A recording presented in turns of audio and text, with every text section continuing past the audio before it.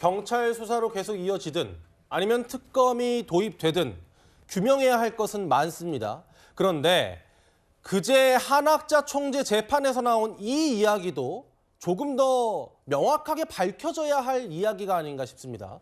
저희가 키워드로 보여드린 부분이기도 한데 통일교에서 2027년에 대권 도전을 이야기한 그런 회의록이 공개가 된 겁니다. 장윤미 대변인님, 네. 이 이야기는 그냥 웃어 넘길 얘기는 아닌 것 같아요. 왜냐하면 20대 대선부터 통일교가 여야 할 것 없이 조직적으로 접근했다면, 그리고 저 정황이 나왔다면 이건 상당히 계획적이라는 이야기가 될 수 있잖아요. 맞습니다. 헌법에 규정한 종교 분리를 완전히 배신한 거예요. 이 종교의 특성은 본인들이 사실상 정당을 만들기도 했었습니다. 평화가족통일당인가 이런 걸 만들었는데 아주 처참한 성적표를 안았죠. 그리고 이단 논쟁이 있기 때문에 그런 대상화된 이 종교 단체에서는 어떻게든 이 정치권과의 연결고리를 해서 본인들의 이권을 계속해서 관철하려고 하는, 그러면서 뭐 해저 터널 이야기도 나오고 뭐 여러 일본과의 가교 역할을 하는데 또 캄보디아 이야기도 나오고 이런 거 아니겠습니까? 그러니까 이 여야 할 것 없이 다 관리를 한다는 건 1차적인 목표치가 분명히 있었던 것으로 보이고, 거기에서 한 단계 더 나아갔을 땐 우리가 정치의 주체가 한번 돼보자. 그래서 이 프로젝트를 한 거예요. 하나의 프로세스를 청와대에 먼저 입성을 한 다음에 대통령실에 입성을 하고 그다음에 비례를 얻은 다음에 우리가 대통령 후보로까지 어떤 주자들을 키워내자라고 이야기했던 거. 어떻게 보면 허황되지만 이 사람들은 진정성을 갖고 여야 할 것 없이 계속 접촉을 했다는 게 드러나는데, 이게 특검이든 뭐든 당연히 밝혀져야 되는 겁니다. 예. 그런데 국민의힘의 특검안의 문제점은 본인들을 수사 대상으로 사실상 보지 않는 거예요. 그러니까 본인들이 특검도 추천하고 이러겠다는 거 아닙니까? 이런 치우친 걸로는 특검 추천 그리고 진행 안 될 겁니다. 알겠습니다. 이민찬 위원님, 이 반론 포함해서요. 사실은 이런 걱정이 들어요. 그러니까 통일교만 있겠느냐.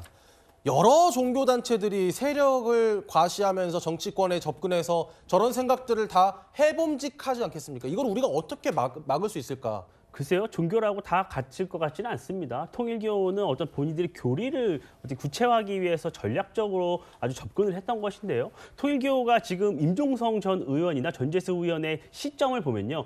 2018년경입니다. 그러니까 문재인 정부 시절이죠. 그 당시에는 정권을 잡고 있던 문재인 정부 민주당 인사들에게 적극적으로 로비를 했던 것이에요. 그리고 방금 말씀드린 그 회의록은 2021년경입니다. 그러니까 대선을 앞두고서 본인들이 누구에게 로비를 지속적으로 할 것인가를 논의했던 것이에요. 그러니까 통일교는 이렇게 정치권에 줄을 대서 본인들이 원하는 것을 얻는 것을 교단 차원에서 전략적으로 접근을 했기 때문에 조금 더 논란이 되고 있는 것이에요. 그 과정에서 어떤 금품과 선물 이런 것이 오가는 것 정황이 드러나고 있기 때문에 논란이 되는 것이죠. 근데 지금 민주당이 이재명 정부가 집권을 하고 이후에요. 3대 특검을 가동했잖아요. 그리고 또 하나가 있어요.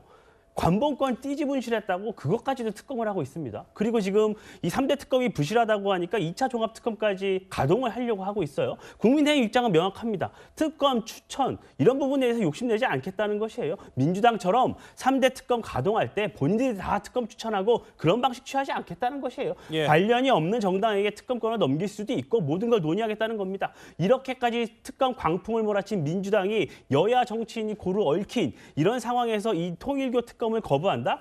여론의 지탄을 받을 것입니다. 알겠습니다. 통일교 소식까지 알아봤습니다.